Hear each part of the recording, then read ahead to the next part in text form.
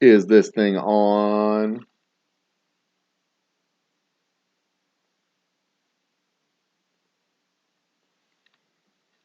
Spoiler alert, this thing's on. Uh, the timer says 2 minutes and 40 seconds. We're going to honor that timer. We'll let it run. Yeah, we're getting a little bit of a late start, but that's okay. That's okay.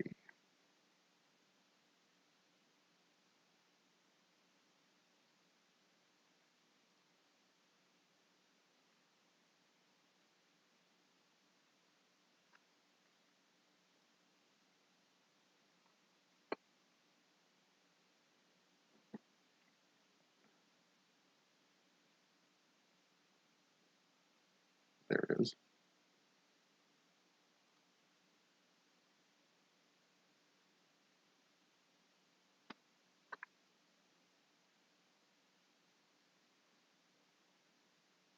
Everything's running a little slow.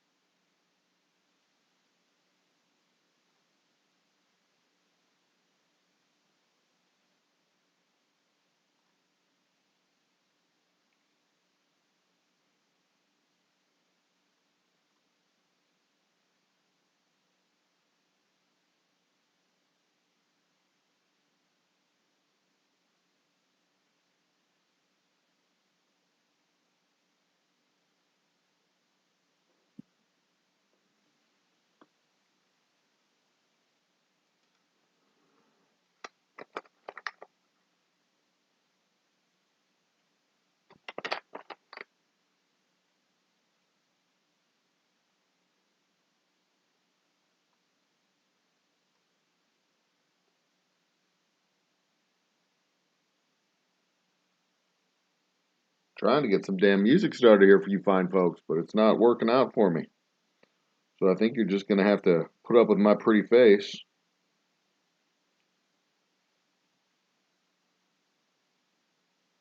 Not have to worry about theme music or intro music because it's just not happening. So screw that. Besides, it's causing all the lag, dropping frames like crazy. Screw that shit. Ladies and gentlemen, brothers and sisters, children of all ages, we're here. We're live. It's the Old Humble Distilling Company Whiskey Happy Hour. Um, Greetings and salutations. Thanks for joining me. Uh, Assuming, of course, you have joined me for the night or for the next hour or so. A little bit of my therapy, hopefully a little bit of your therapy. We can talk about what's going. I wanted to talk about what's going on in Ukraine. I know a lot of people don't want to talk about it. It's the real world. It's war. It's icky and poopy and yucky and gross. Well, we're living through it. It's anxiety. I'm having a little whiskey drink myself. This is our Old Humble Double Oak Straight Rye, available in stores now. Go get you some if you are here in the Houston or Austin area. That's where you'll be able to find it. Because for some strange reason, it's not up in Dallas. Thanks, Bex. Um, but we're good. We got this. We're going to spread it around Texas and spread it around the world. I am the Old Humble Guy. I am your host, your guide, your bartender for the night. But I'm not a very good bartender because I'm not going to be pouring you a drink. You're going to have to pour your own damn drink. Um, last Monday, maybe it was Wednesday. I don't know. Last week, it might have been Monday.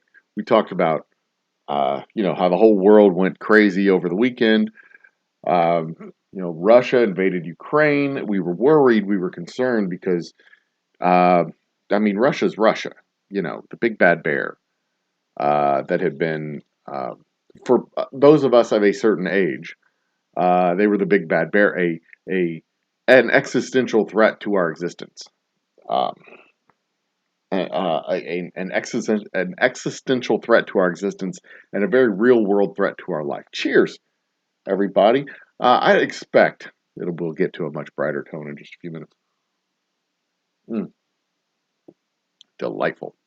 Um, it's our double oak rock, aged 2.5 years in uh, 50-gallon barrels, and then extra wood staves are added to the barrel to give it an equivalent of about 7 to 8 years aging.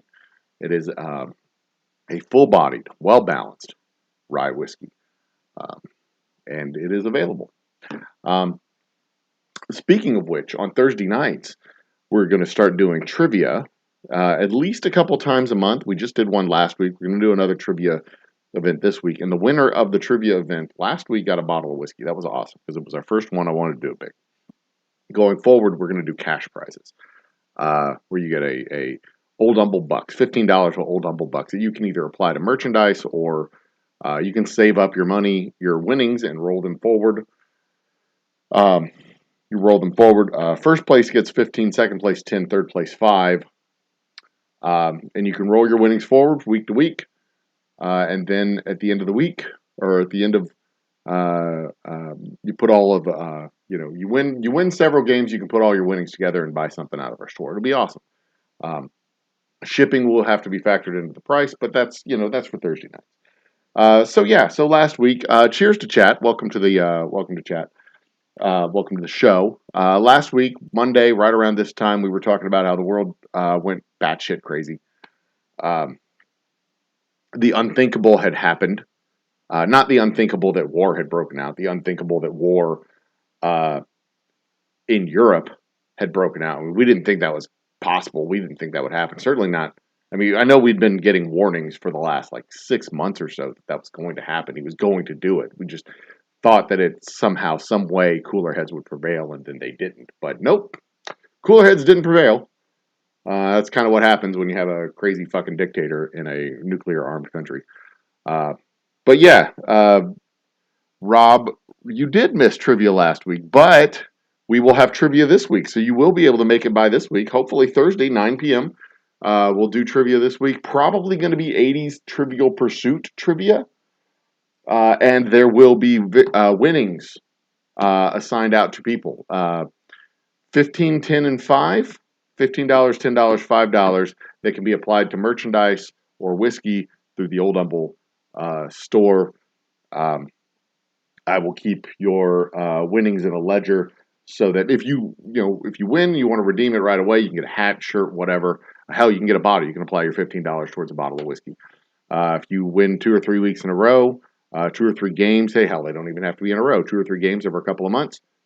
You'll be able to get a bottle of whiskey for participating in the games, and you will be able to roll them forward. You'll be able to put them together. So if you win one, you get second place in one, then you get third place in another. It's 15, 25, 30. That's $30 you can apply towards a bottle of whiskey, which pays for almost an entire shipment. $10 for shipping and handling, unless you're here in Humble, then you can just swing by the distillery and pick it up and apply your trivia bucks, your Old Humble trivia bucks, to the merch. But there you go. But I'll see you Thursday. If I don't see you sooner, hopefully I'll see you sooner.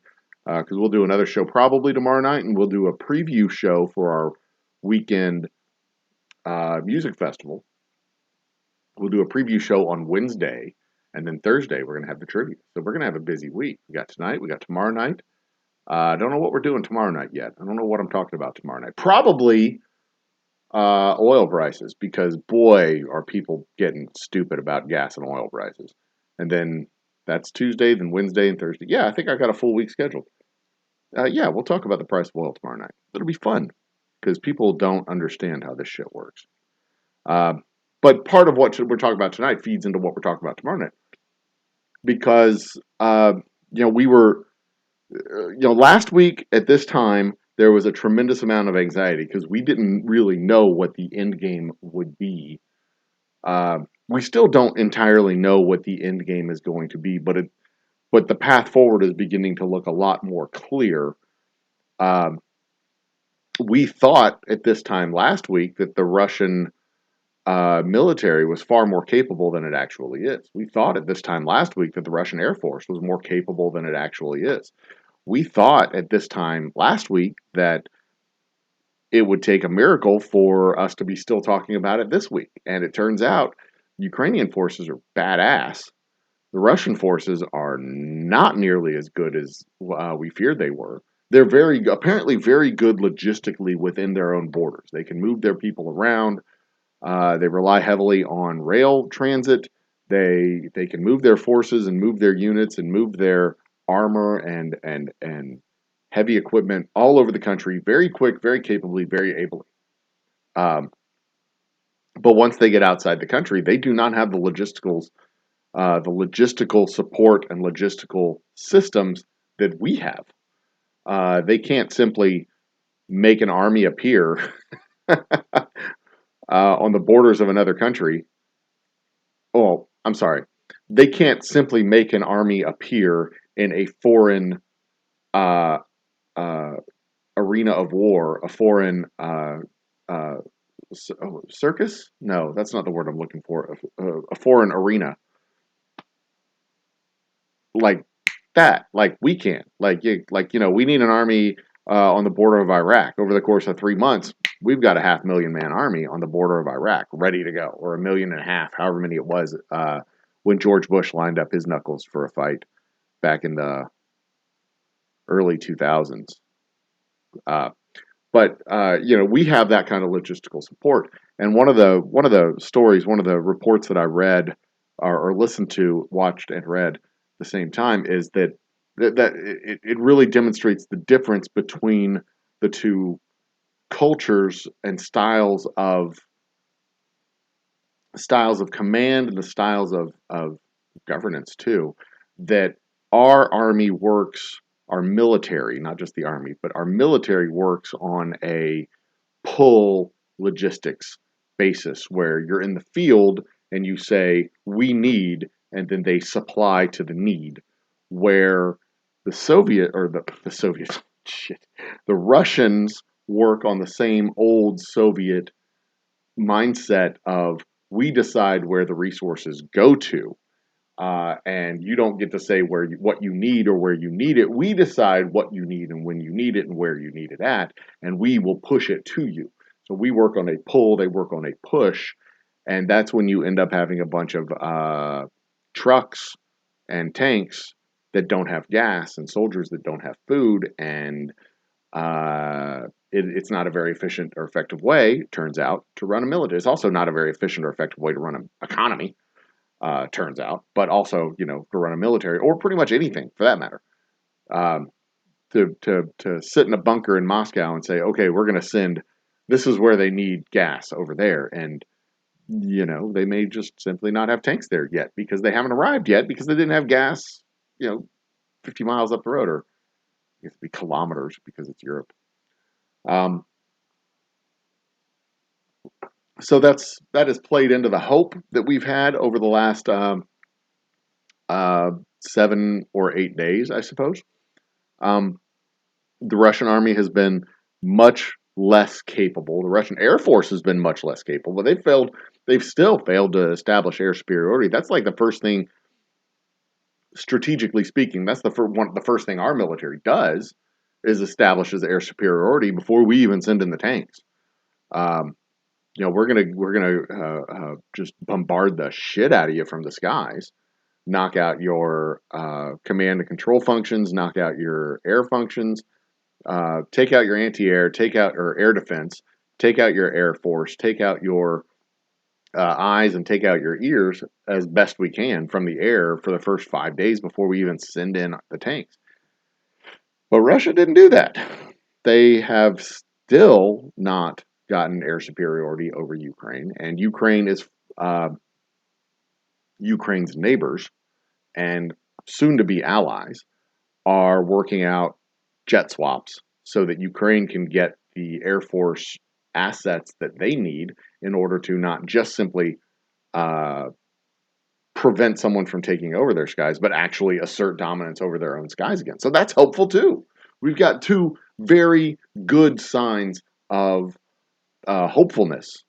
I still don't expect there to be any scenario whatsoever where American servicemen are on the ground. I don't see a scenario where American jets are in the air. Um, Maybe American hardware flown by Polish uh, pilots, but not how do I phrase this? I don't see foreign forces, non-Ukrainian forces, on the front lines. I don't foresee a circumstance where that would happen. Uh, where Ukrainian forces kind of stabilize the situation, and then they start to push and start to retake land and territory, and then Allied logistics and support personnel come in to hold down the back lines and supply lines and logistics lines. I could see that happening. I could totally see that happening. That seems to be a um, perfectly reasonable and expectable type of situation, um, and certainly a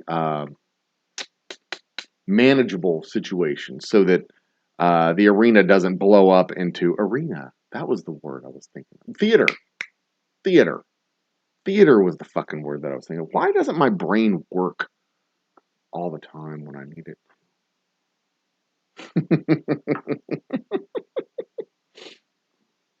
I could see that happening, where um, forces go in a support and logistics capacity. Who we got here? James Breda from Savannah, or actually Rankin, Georgia, if we were being accurate there. Actually, I don't even think it's Rankin. I think you're outside of Rankin too, aren't you? Um, yeah, see, that's the thing. If Russian forces stray into a NATO country, then, I mean, definitely there's going to be NATO hell to pay. Um, looky there, chat.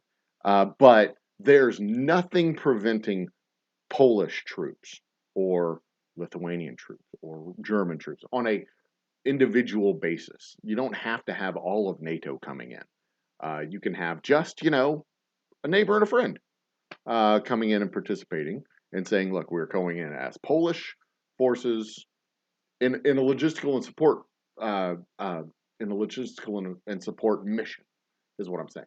Not in an offensive capacity, because what you really, really, really, what I really, really think NATO wants to avoid is the appearance of Guyton. There you go. I knew it was in that neighborhood. Rankin, Guyton, uh, whatever. They're all traffic stops, traffic lights on the map. You know that. Um, Glory to Ukraine. Glory to Tuna Emperor. Welcome to the party, my man. Tuna Emperor has joined the chat. But you see, that's kind of I don't anticipate. I don't see. I mean, okay, hang on. I can see a scenario where Ukraine falls, where some mishap, some shit goes wrong, an errant missile strike, whatever it is, something happens. Zelensky gets taken out. See, I think uh, the original plan, and I think this was been borne out with stolen documents or lost, captured documents, whatever. The original plan was to kind of have a blitz offensive. They get to Kiev, sorry. They get to Kiev, they take the capital, they take Zelensky, or Zelensky flees. He flees the country. There's a power vacuum. Uh, Lukashenko, I think, was the previous president. or either that's the previous president or that's the president of Belarus. Can't remember. These Slavic names all sound the same. They start to run together into my Texas ears. Lukashenko, Poroshenko, Gubashenko, Frederico, I don't know, whatever. The previous president would be re-established as the president of Ukraine. Uh, then they have the proxy vote uh, to change the constitution. Then there's another referendum to join the Soviet Union, to join Russia as a province, the same way they did it in Crimea. That, game planning it out, that seems like the reasonable, and I think most of that's been proven out with the documents and battle plans that they found over the course of the first week or so of this fight. And that seems like, well, obviously that plan just went complete to shit when it turns out that the Russian armed forces were just trash. So there's that. The original plans, this has been a fiasco as far as the original plans and the original planning goes. So that's good news, I guess, for Europe, for Ukraine, for the world order that looks at uh, democracies, even if it's a somewhat corrupt democracy that's trying to move out of corruption and into proper Western style liberal democracy. Jeffersonian democracy, is that what they call them? I think so, but whatever. Um, and as they move into that unity, European unity and stuff, um, that's good news for that because it staves off the complete collapse and loss of Ukraine. Um, so good for them. Good for them. Now, from this point, it can still go in like two different directions, two very, very different directions. The one direction being, uh, the Ukrainian forces stabilize things and start to move the battle lines back to Russia, move the battle lines back to the border. They get the Russian troops out of Ukraine. Golden scenario, ideal scenario. They recapture Crimea. They recapture the Donbass region. I think that's what it's called. Yeah, the Donbass region. They reestablish, and this is like the victory for Ukraine. It's established, and Russia can't touch them anymore. That would be like the best case scenario.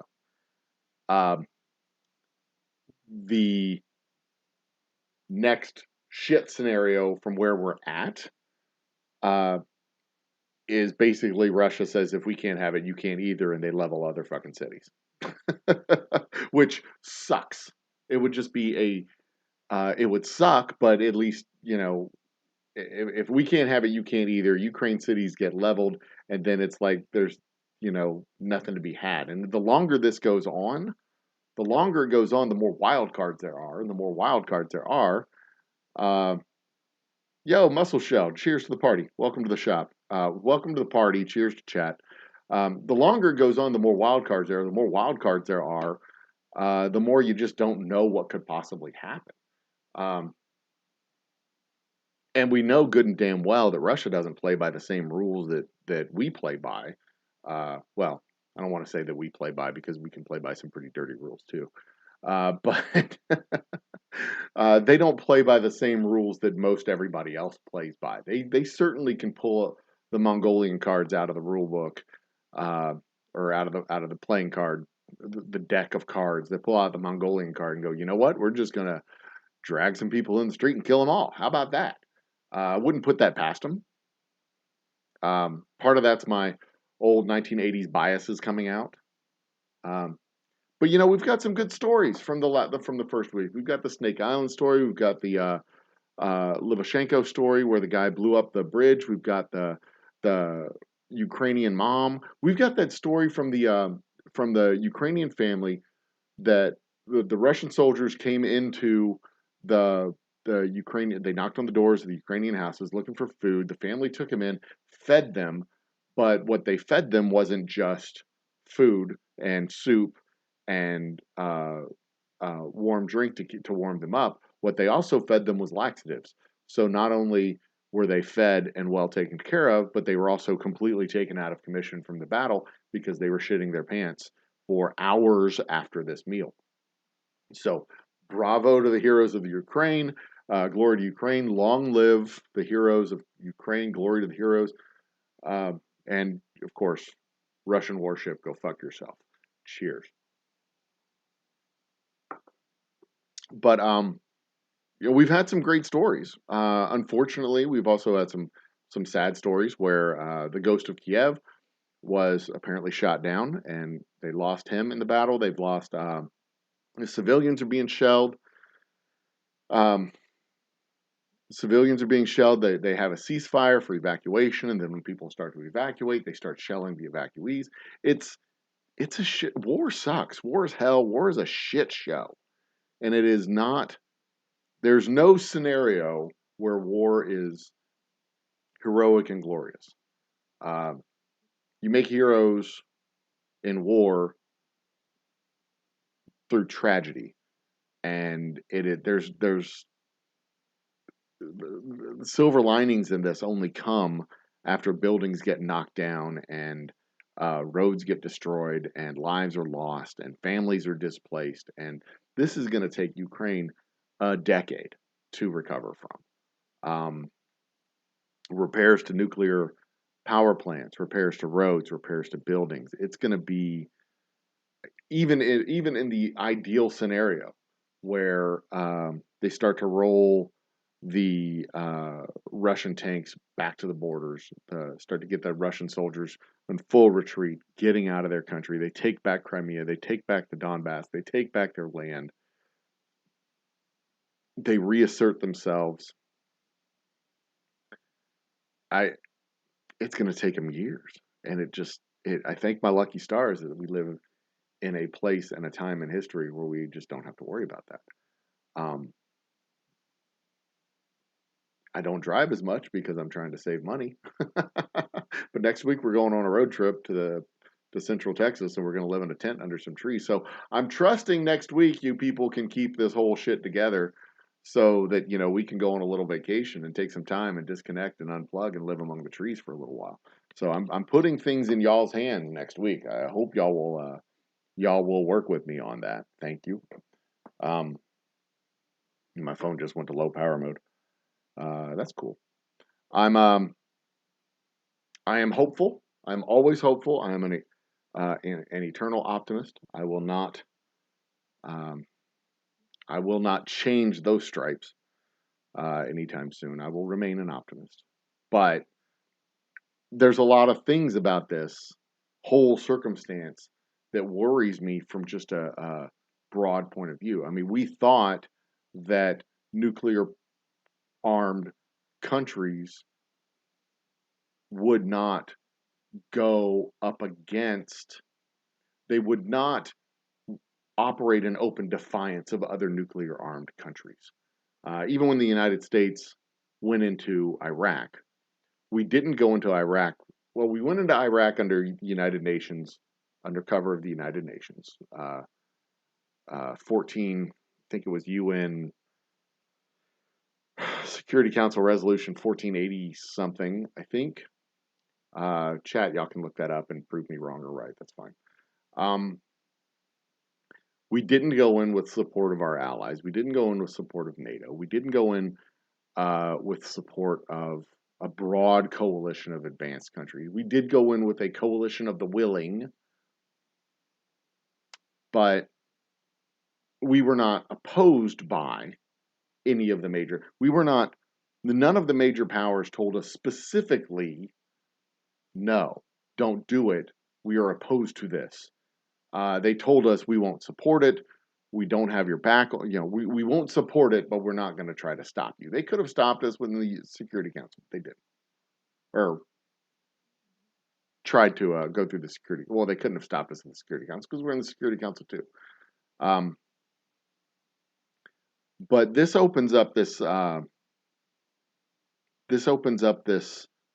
avenue of strategy where you've got a nuclear armed country that basically says not simply that we're going to be a responsible nuclear power and not oppose other, not go in militarily in opposition to other nuclear powers, because that's exactly what they're doing, militarily in opposition to the United States, Britain, France, uh, et cetera, et cetera. But simply saying, because we have nukes, you can't do anything because we will retaliate with nukes. Um, that is a whole nother level uh, of of danger and nefariousness. That's what the fucking North Koreans want nukes for, because they're like, if I can go, if we have nukes, they can't touch us. If we have nukes, we can attack South Korea, and then what are they going to do? Um,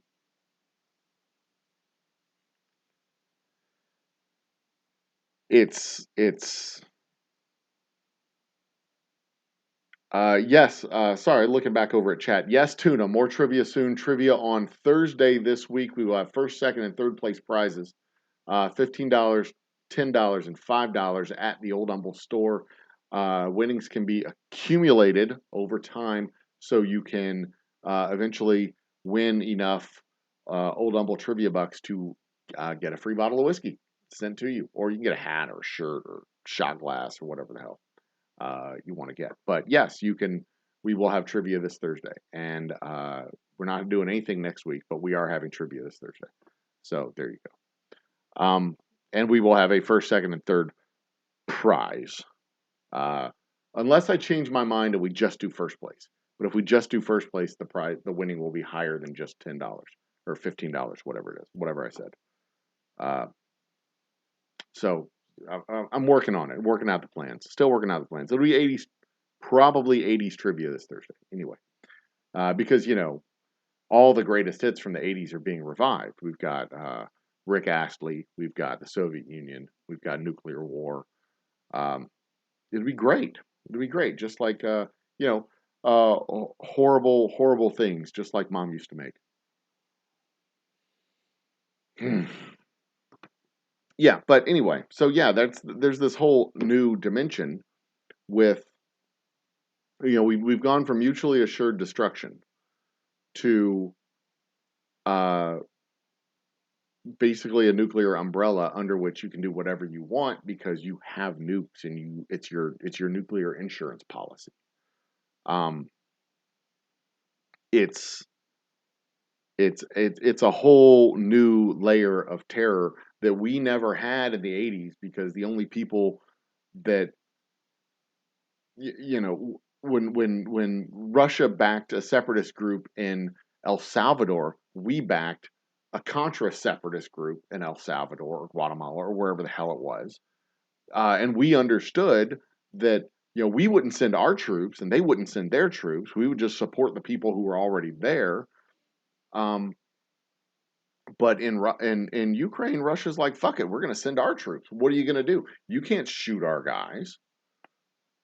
Um, so I mean, it's legitimately concerning. This is like a whole nother. I mean, it's not even like mutually assured destruction. It's just like, uh, uh, like we'll do whatever we want. This is why North Korea wanted nukes, because they know if they have nukes, you can't touch them. They can go send their troops wherever the hell they want. What are you going to do? Shoot their men? They'll just send nukes. They'll take out Los Angeles or Hawaii. I don't know how far they can send their fucking missiles. They'll probably just take out a school of fish because they're the North Koreans and they couldn't shoot straight if they tried to. But I mean, this is this is the reason why rogue states want nuclear. And now Iran wants nuclear weapons just so they can, well, partly self-preservation, but it's kind of the same reason that they want them. They know that if they have nukes, we won't touch them. Nobody will touch them. Nobody's going to attack a nuclear country, because if Iran has nukes, then what are you going to do? They're going to if you breach their borders, they'll launch missiles at our allies. They'll take out. If they're going out, Israel goes out. Whoever they want to take out. I assume it would be Israel. Um, listen to your heart. Listen to your heart. Uh, Rick Astley. Um, But, and here's why. This is why I have a tremendous amount of hope after the last week's events, because uh, what we've seen is a remarkably resilient and remarkably strong Ukrainian defense, a remarkably effective Ukrainian defense, and a remarkably ineffective Russian offense.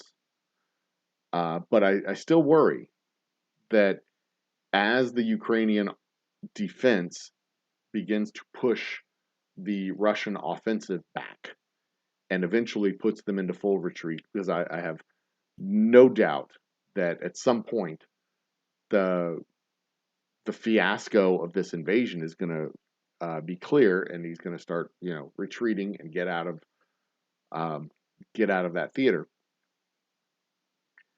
And that's when, some allies will step in. Individual nations will step in. I don't expect it to be all of NATO. I don't expect it to be the United States. I certainly don't expect to see American soldiers on the ground in a sanctioned capacity, uh, unless it's with the Foreign Legion or something like that. But for Polish troops to go in and for logistic support, or German or French troops going in for logistic support as friends, as allies, as individual not bipartisan, bilateral relations, I get that.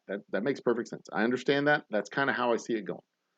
What worries me is literally Putin going, if I can't have it, you can't either, and then nukes Kyiv, or blows up a nuclear power plant, or something along those lines. Because the response to that wouldn't be all out nuclear war. It wouldn't be a war against Russia.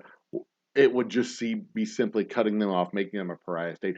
At least I don't think we would retaliate if there was a single nuke in Kyiv, or a single nuke somewhere in, as just a fuck you Kyiv, or fuck you Ukraine, as they're retreating. I don't think it would be an all out retaliation. I don't think we'd have an all out response. I don't think we would trigger a nuclear holocaust over that. We might, on principle. I would hope not. I would hope there would be a proportional response. I would hope that there would be. Uh, I mean, what the hell kind of proportional response do you do for a country that blows up a nuclear power plant, blows up, you know, blows up Chernobyl? Says, you know what, we built this. Y'all don't want us here. We built Russia built the containment dome, the sarcophagus over the Chernobyl plant. If Russia's in full retreat and they say, you know what, we built this thing, you can't have it anymore, they put a bunch of charges under, push the button and blow that damn thing up. Like the way the Iraqis did when they were in full retreat, when they lit all their oil wells on fire and turned the horizon black with smoke. Why wouldn't they? We can't have it, neither can you. Fuck you. Das Padanya. I think that's the opposite of fuck you. I think that's thank you. I don't know Russian words. Niet. I know niet. Da. I know da. I know vodka. And actually, vodka is not a Russian word. It's a Slavic word. It's East European. Means a little water, because there's a little water in vodka.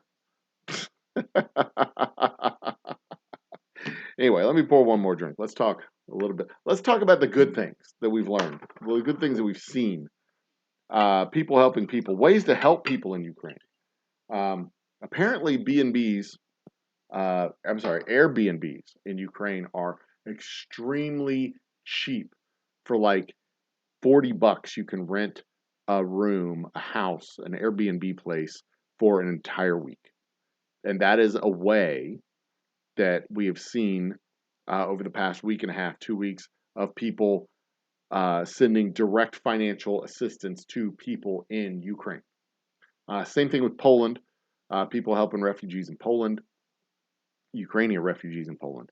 But in order to get cash money resources to people in Ukraine directly without having to go through third-party agencies, that's apparently a great way to do it. Etsy, uh, Etsy craft sellers. That's it. Etsy sellers. That's another way to do it. I've even heard people talking about Ukrainian OnlyFans performers. So explain that to your wife. No, honey, I'm just supporting the economy of Ukraine by uh, giving direct cash assistance to Svetlana, who is a nursing student and yeah, single mom. Yeah, that's all we're doing. Uh,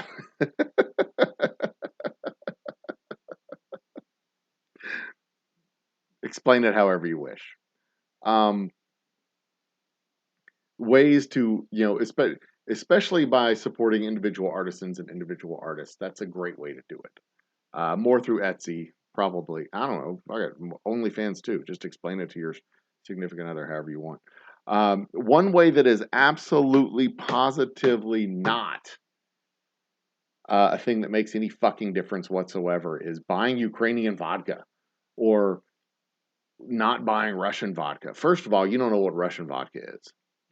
Uh, because most vodka is not made in Russia. It's a license. If it is a Russian brand, it's a licensed brand and it's made in the United States or it's made in, just shut up.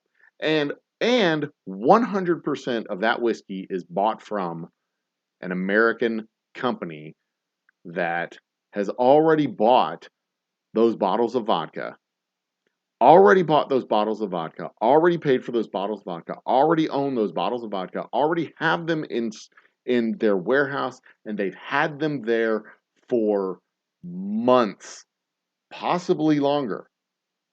So liquor stores dropping Russian vodka, Russian branded vodka, buying, selling Ukraine, that is the dumbest. That is the dumbest. That's as dumb as not going to your local Chick-fil-A because the one in Chicago uh, said a bad thing about gays or whatever. You're not hurting the fucking company. You're hurting the local franchisor. Stop it. It's nonsense. It's silly. But whatever. Show your solidarity however you want to show your solidarity. I mean, I don't want to.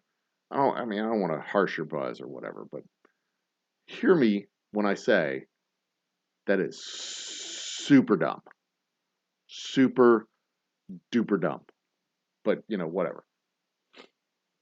Like I can tell you this much: the liquor you see in the store with my brand on it, my Old Humble whiskey that you see in Specs and Total Wines all across the state of Texas, um, like the double oak that you see on store shelves. I sold that shit in January. I sold that shit in January. They picked it up in February. I haven't gotten paid yet, but they picked that shit up in February. Uh, that's been somebody else's product for a month, almost a whole month now. Um, when you're buying it from Specs. You're buying it from the liquor store. You're not buying it from me. You like down the road several months back. Yeah, you're kind of buying it from me, but once you pick it up off that shelf, you're not buying it from me. You're buying it from Specs. And Specs didn't buy it from me. Specs bought it from my distributor. My distributor bought it from me. And I can assure you they're all Texas companies, but they're all, not me.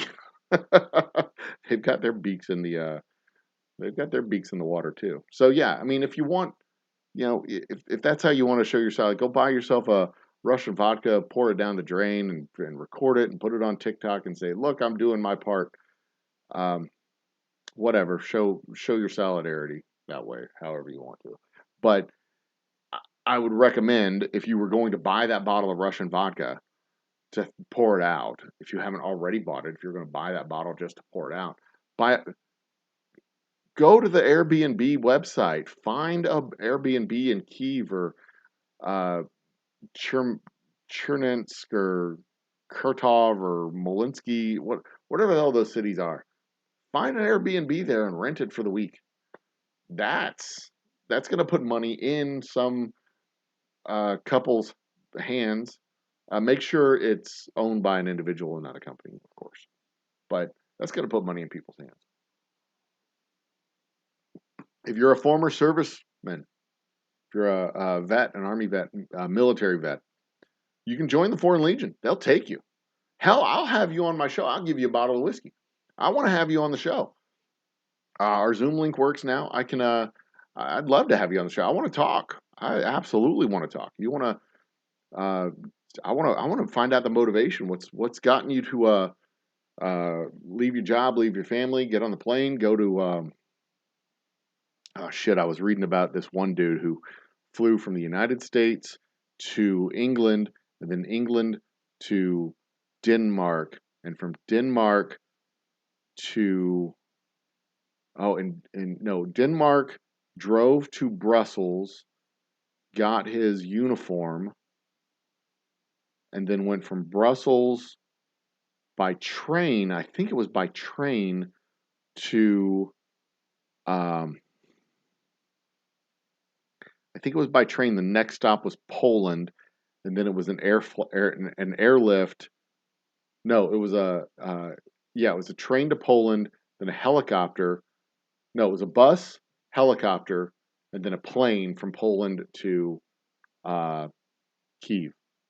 I think they were going to Kiev, wherever they were going in Ukraine to join their Foreign Legion battalion. It was an odyssey. He was, full on plane, trains, and automobiles, a full on odyssey going across from here to there. And I want to have one of you guys on the show. I want to talk to you guys. I want to know about the motivation. I want to wish you luck. I want to talk to you in person and see what you expect. And then when you come back, I want to talk to you again about how your expectation was versus reality, because that just sounds like it takes all the balls. So bravo, takes all the balls to full up leave here and go there to a war zone where you have rules of engagement that are written in a foreign language, and you're fighting alongside people that are all walks of life, all countries, uh, you know, uh, uh, completely uh, diaspora of freedom loving individuals, all come together for one purpose and one purpose only, and that's to kick Russian ass. And I like that. I want to buy you a drink because that takes all the balls. Um, and even if it was something that I could do, if I wasn't attached to my business, and I don't know if it's something that I would do because like I said, that takes all the balls, and I don't know if I have the balls to do something like that. Um, I don't know. And plus, I don't have the military experience, so they wouldn't take me anyway. So it's really easy for me to say, uh, yeah, I'd totally do that. But truth be told, I don't know if I would totally do that. That's a level of badassery that, my badassery is more about going in planes and jumping out them for fun, not going into planes and jumping out them with guns. I'm not that kind of badass. I'm a different kind of badass. But cheers to you, because that's the fucking heroes we need right now. And um, like I said, I want to get you on the show. I want to talk to you about it. I want to talk to you about it. I want to talk about your. Uh, I want to talk to you about your expectations. I want to talk to you when you come home about what if those expectations, if the reality met those expectations. I want to talk about it because fucking awesome, bravo, and yeah, I'll buy you that drink. Absolutely, you deserve it. You deserve a couple of them. Hell, you deserve to drink for free for the rest of your fucking life. Um, because I imagine it's not going to be.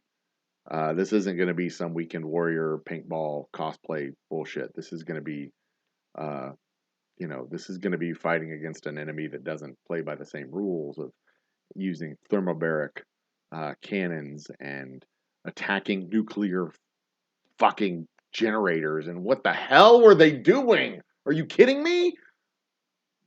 Attacking nuclear plants? Are you fucking insane? Um, oh, look, a troll. Gonna have to do that.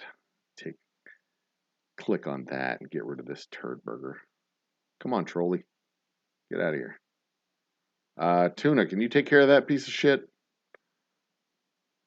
figure these guys are busy with an invasion over in Ukraine. They shouldn't be uh, trying to put links on my chat. But hey, I've made it. The trolls find me. That means I've made it, right? Um. Anyway, um, I'm hopeful. I'm super hopeful. Like I said, I'm super hopeful. Things are all pointing in the right direction. But it's just like when you're. I hate to use a football analogy, but every chance, every time you give the opponent a chance, you risk something going to shit for you. Um, and every day that this continues, every time that this continues, every day it continues, every day it drags out, every new opportunity they have to do something dumb on the Russian side, some fucking crazy thing, another power plant or whatever for them to attack. Um, every day is a new opportunity for something to go wrong. Um, and that's probably the most actively terrifying thing about this. And I, I, I really do hope that this doesn't go on another 3 weeks or 4 weeks. I really do hope that this, and I know I'm not the only one. Of course, the Ukrainian people want this to end yesterday. Um, but part of my anxiety watching it from the outside is the long lasting effects that this has on the entire world order that we've grown up around and we've grown up in. Um, it's legitimately terrifying. My kids are draft age or my oldest kid is draft age in 2 years, 2.5 years. Uh, if this goes to full on shit, I don't think World War III is going to last 2 years. I don't think it lasts 2 years. And if it does, my kid's going to be drafted. That's uh, that's the reality of the thing. And I would rather him, if he joins the military, I would much rather it be his choice than the choice of some rich piece of shit who decided not to take his place, and my son has to take that rich piece of shit's place because I couldn't afford to get him out of the draft. I would much rather he join of his own volition um, and his own choice to do so. But that's a problem for future me and for future him, and hopefully it won't be a problem at all because hopefully, like I said, cooler heads will prevail. Um, and the new order that we're moving into isn't going to look like the previous order, but it's going to look. I think this is one of those things where we break eggs and make omelets. This is. I mean, it sucks that Ukraine has to be put out on the front lines to face the brunt of this expansionist authoritarian regime. But hopefully, Ukraine bends but doesn't break, holds up, and holds fast to their land and their territory and their way of life. And then this results in a reshuffling of the order a little bit further east, and we don't have to deal with Putin that much anymore. He just becomes uh, a pariah state that is uh, docile and subservient to China because they're being cut off from all of the, SWIFT and Visa and Mastercard and payment systems and all of the standard Western technology, the way of life that they've been integrated into since the late '90s. Uh, and they either have to come up with their own version of this crap, which is what they had when they were in the Soviet times, which it was shitty substandard versions of what we have now, or they align themselves with China and basically Huawei has their communications towers all through Russia and they become subservient to China.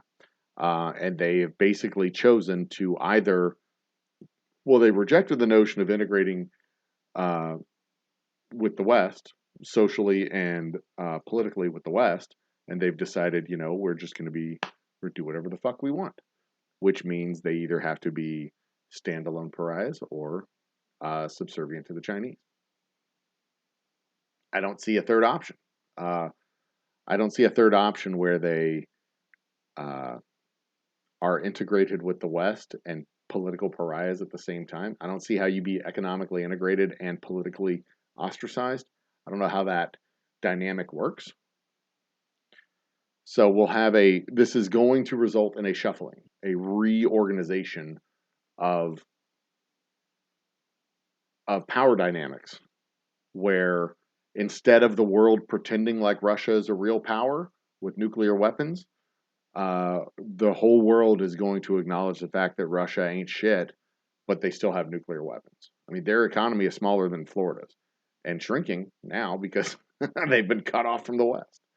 Um, so I don't know. I don't. It's hard to see on the other side of this what that reshuffling looks like because it's still hard to see what the other side, what this looks like to really get a good feel for what the other side is. Uh, the optimist in me says that this looks like Ukraine stands up and defends themselves, and Russia gets pushed back. And but I don't know what that retreat looks like. I don't know what happens when Russia gets pushed back to the borders. I don't know. I don't know if they do a scorched earth like what Iraq did when they were in full retreat. I don't know if they just take their loss and tip their hat and go, "Job well done, lads." I don't see that as a very Russian thing to do. I don't know. I don't know what the retreat looks like. Um, but I feel fairly confident that on the other side of this, the Western powers, the liberal democracies of Europe, the NATO powers, the Western powers, look at Russia and says, you ain't shit. You're not even in the G20 anymore. You don't get to come to our parties. You don't get to play our reindeer games. In fact, we don't even want you guiding the sleigh when it gets dark. Just stay the fuck out. Go to the island of misfit toys with North Korea. Get out of here, you weirdos.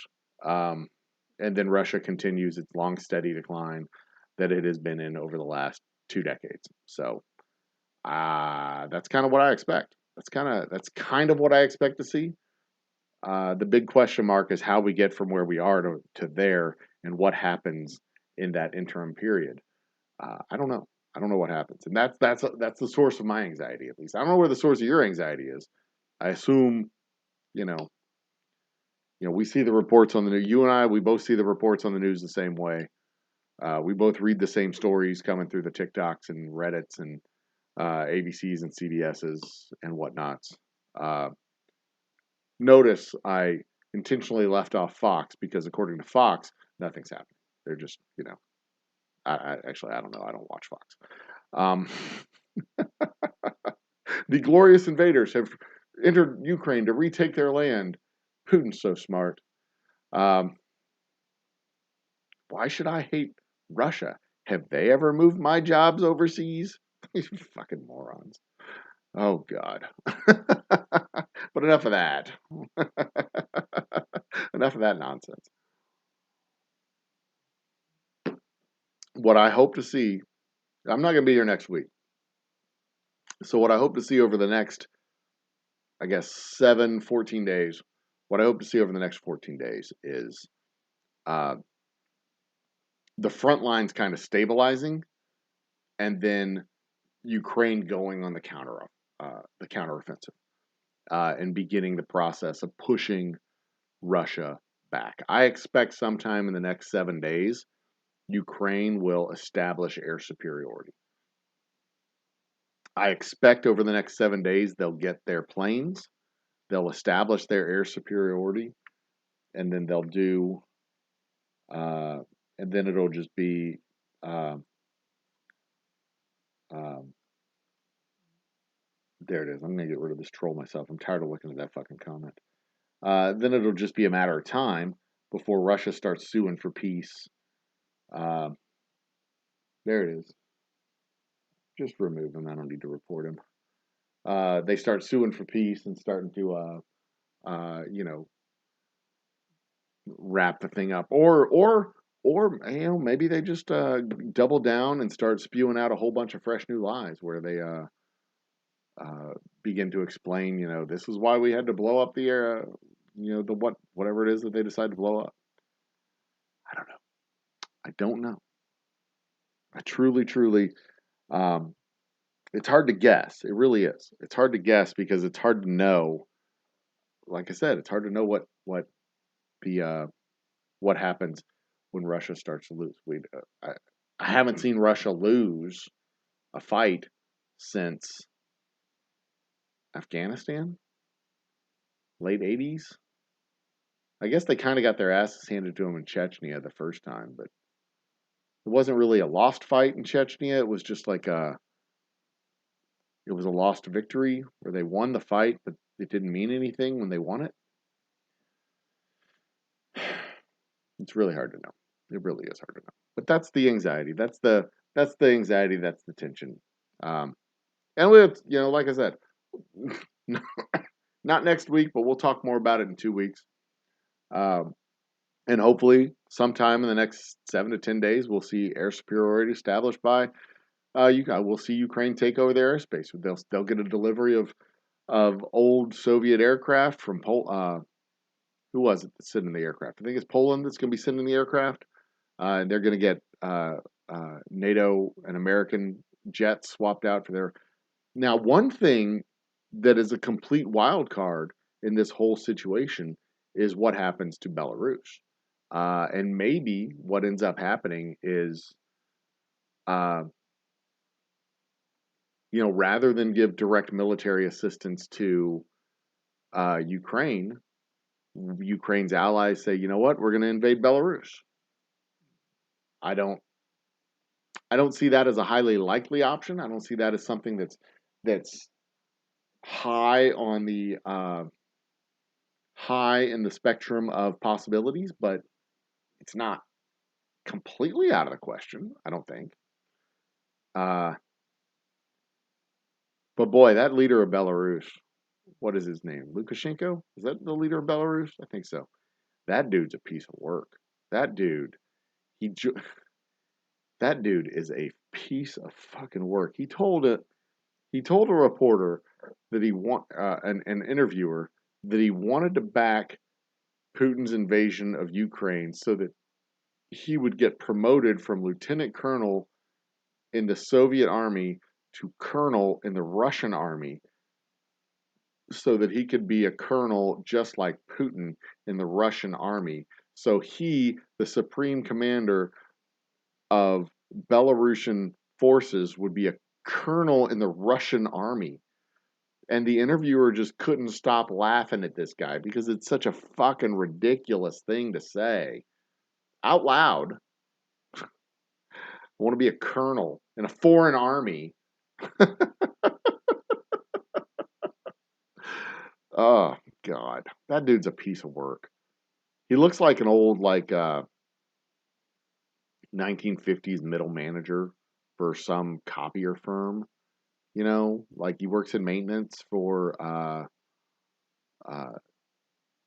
he's like a maintenance manager for a copier, like for Canon or Xerox from like the 1960s, the late 50s, early 60s. He's got the mustache, he's bald and kind of dumpy, and he has that earnest look on his face of somebody who just doesn't know a whole lot of stuff, but he's really committed to the things that he does, and he means well, but he's just stupid.